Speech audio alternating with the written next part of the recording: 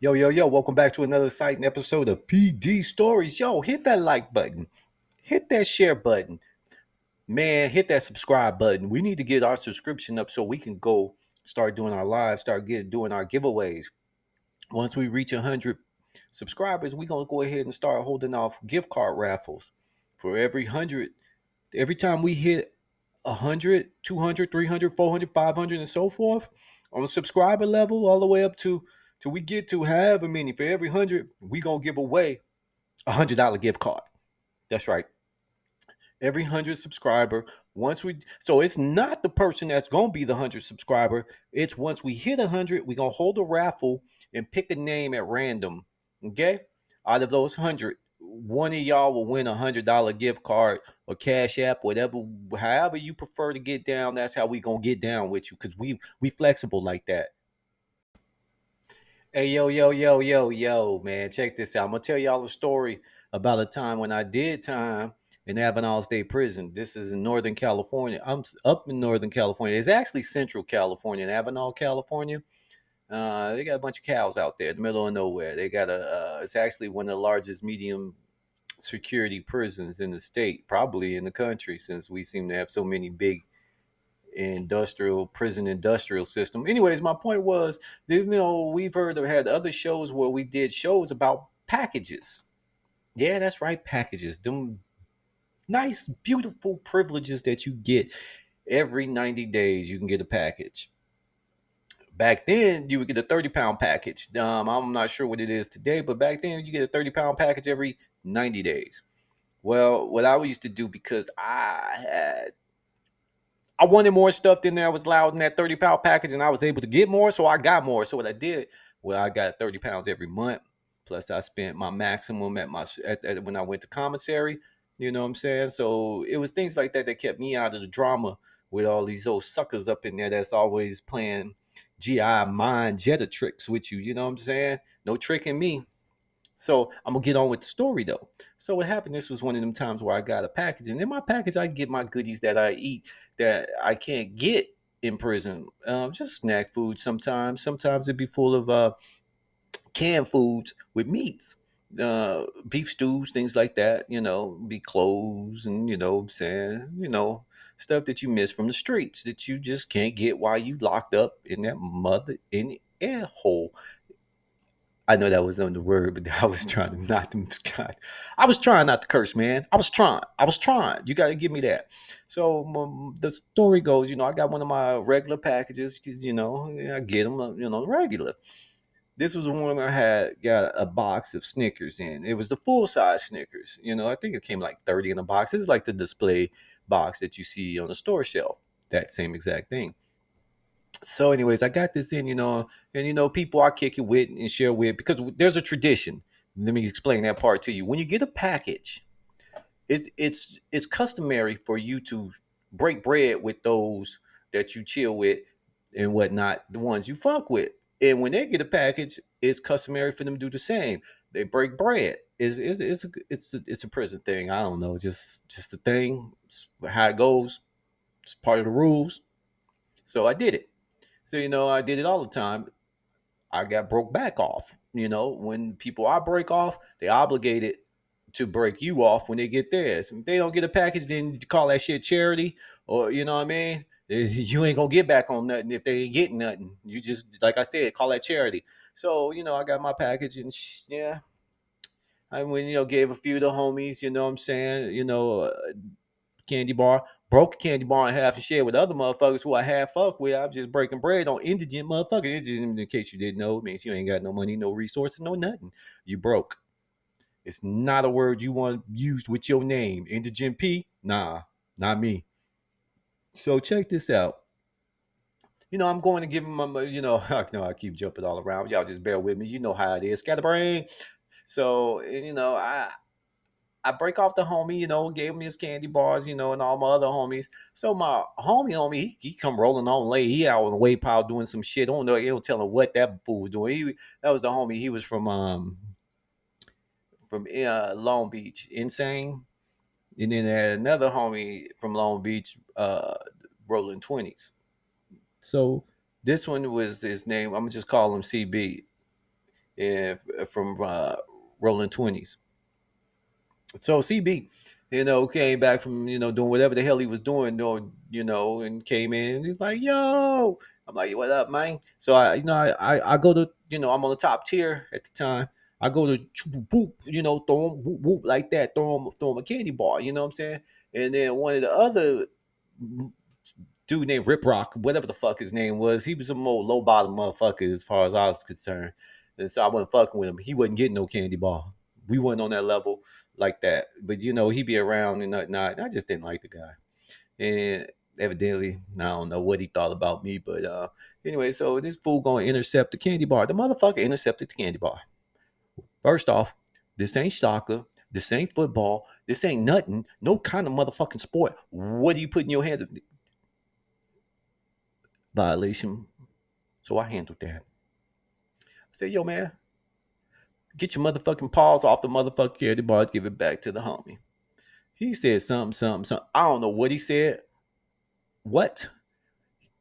Whatever the fuck to this day, I still don't know what he said. But whatever the fuck he said, it wasn't the right thing. I kindly retreated.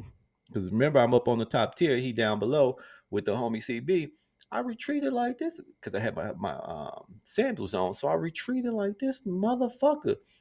I was going to put on my motherfucking state issue boots because the thing is, when you're fighting, you gotta, you want your state issue boots on when you get down because you got on some shower shoes or some soft sole shoes. They go stomp on your feet. The game over. You're gonna get stomped by mud. Don't let them kick you with the motherfucking boots. It ain't nothing nice. But anyway, let me get on the story. Y'all got me distracted. Keep me on track. So stop distracting me. Stop doing that. So I went and put on my boots and shit. You know what I'm saying? I'm about to get ready to get it up. So and then I was on my way down there. Oh, don't need to go down there. This motherfucker on his way up. Perfect. Nigga, let's take this shit back to the Thunderdome because there's always a spot in the dorm because the way the CEO that sits there, they can look to the left, look to the right, look straight ahead. They can see just about everything except the last spots on the left hand side and on the right hand side, there's blind spots. So we call it Thunderdome. That's where you go get it up at, right? I told my bunkie, right? Because this is a dorm set and I didn't have a cell. So I tell my bunkie, right? His name was Up All Night. Cool as a nigga, right? Don't even ask why they call it nigga Up All Night. Use your imagination. You know why. Nigga locked up. What you think he doing? He pleasuring himself all night. I don't know.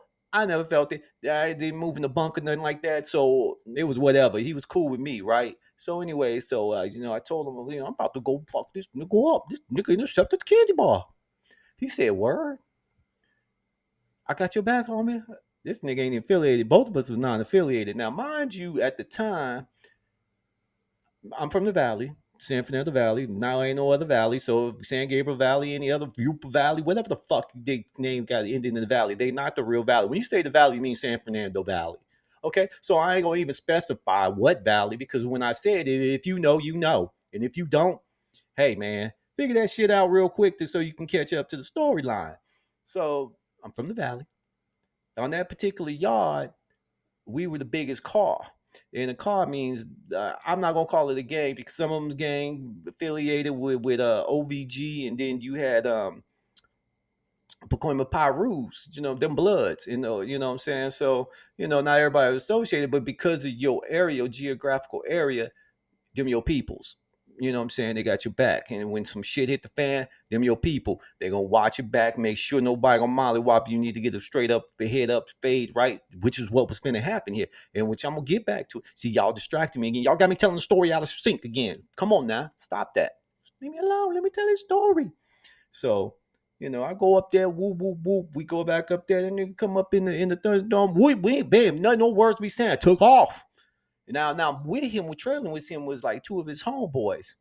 I ain't gonna tell my peoples that it was about to go down, which was a violation because one, the shit could have kicked off over what was happening, and they could have been, they ain't even prepared. Not only are they not prepared, I'm setting up a situation where motherfuckers could have just, tried to mollywop them, which would have been stupid because we had the numbers. But you know what I'm saying? You just never know what a dumb motherfucker gonna do. We already got one of they dumb motherfuckers while I'm up in here putting paws on this fool. So, we get up there like nothing said. As soon as he got right there, then the arms reached, whoop whoop, took off on the fool. Like I said, whatever the fuck he said down there, he ain't say the right thing. He ain't do the right thing.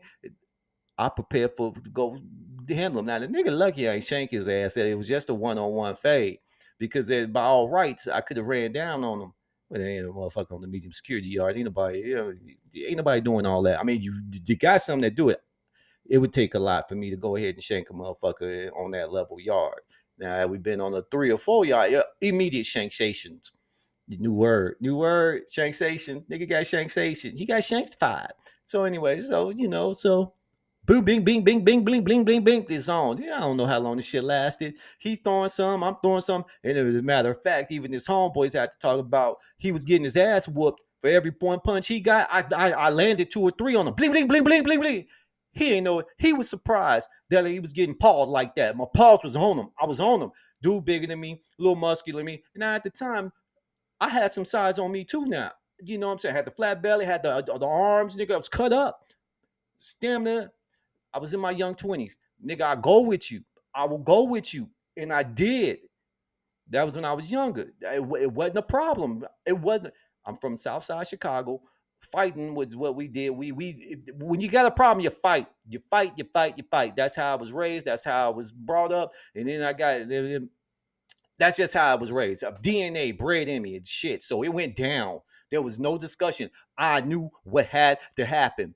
And if he didn't, he got a revelation anyway. So what happened was I'm pawing a ding, ding, ding, paws all over him, right?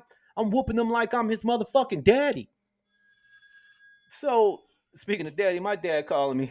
So I'm whooping him like I'm his daddy, right? Then bang, bang, bang, bang, right? And right here, I'll never forget it. To this day, my hands messed up from it. So I went to get one of them good uppercut. Had strength behind it too. It was in my head, it was gonna be my Mike Tyson knockout on this fool, right? Bam! When I hit it, the now mind you, the bunks there, they metal. Pure penitentiary steel metal. It ain't that soft metal, it's that hard metal, right? So, and I hit the bunk, right? Of course, my hand, which was balled up, came undone real quickly. I don't know, I slapped the shit out of something. His boys there was talking about, and it was at this point, basically I kind of grabbed. I'm basically hitting left hand, so this was towards the end of the fight, anyways. His boys was ready to already stop it because he was getting handled right. Now, where I aired was I didn't tell my boys from the valley that it was going down so they can come and have my back. Yeah, so I kind of got in a little I ain't gonna say trouble, but I got chastised by my I ain't gonna call my big homies because I ain't affiliated, but the motherfuckers that ran the car. Oh yeah, they had a lot of words for me. But my position was is what I told them was I've been here a long time. I know all these motherfuckers. Ain't nobody gonna do nothing. They ain't want to hear that shit. Penitentiary rules in effect. I was violating them. There was no disputing that. I was just trying to explain my position of why I violated the rules that I knew was in play. So yeah, that never happened again. But but I did tell you. Oh, I wasn't done because my bunkie, he actually because we was making a lot of noise up in there because you hear the scuffling and shit on the floor. So we in the little blind spot. It was on the left hand side of the CO. They couldn't see my bunkie. Because remember I told him I was finna go handle this real quick, right? And he was like, "Word." He went and made a distraction. He took the trash can, threw it all around, distracted the police. Sounded like somebody's fighting. You know what I'm saying? We over there on the other side fight. He throwing the trash can around because it makes a lot of noise. Getting the echo up in the building. Bam, bam, bam. So that distracts CEO. By this time, my people's up. They come to check around. I'm like, they like, what the hell you been up to? I tell them, woo, woo, woo.